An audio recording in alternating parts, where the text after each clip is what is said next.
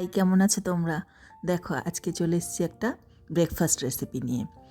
সুজি দিয়ে দিলাম 1 কাপ, এবার হাফ কাপ দিয়েছি চিড়েটা তোমরা চাইলে স্কিপ করতে পারো, তার বদলে ময়দা দিতে পারো। আর 1 কাপ দই, টক দই, ঘরে পাতা টক দই আমার দিয়ে দিলাম। দিয়ে একটু উষ্ণ জল দিয়ে ওটা ভিজিয়ে দেবো। তার মধ্যে দেবো ছোটো চামচের 1 চামচ হচ্ছে বেকিং পাউডার, আর 1/4 চামচ হচ্ছে বেকিং সোডা দিয়ে ওটাকে নাড়িয়ে ভালো করে ঢাকা দিয়ে রেখে দেবো 10 মিনিট। এবার আমরা চাটনিটা বানিয়ে নেব। চিজ ইডলি হবে আমাদের আজকে ব্রেকফাস্টের। দেখো একটু তেল দিয়ে দিয়েছি, সামান্য সর্ষের তেল দিয়ে শুকনো লঙ্কা সর্ষে ফোড়ন দিয়ে দিয়েছি। তার মধ্যে হচ্ছে কারি পাতা দেবো, দিয়ে এটা ফোড়নটা রেডি করে বাটিতে তুলে রাখবো। এটা হচ্ছে চাটনির ফোড়নটা, এটা ভেজে তুলে রাখবো। রেখে এবার কড়াইতে একটু রসুন দিয়ে দেবো আর টমেটো দিয়ে দেবো।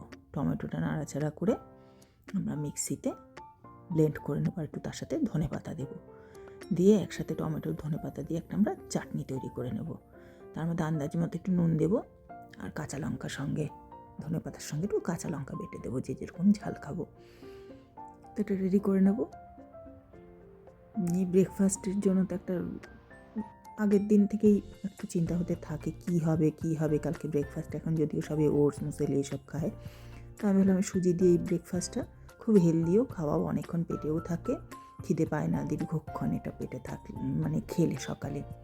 তো দেখো তোমরা বানিয়ে নিলে ইজিতে এটা হয়েও যায় আর সুন্দর ব্রেকফাস্ট হয়ে যায়।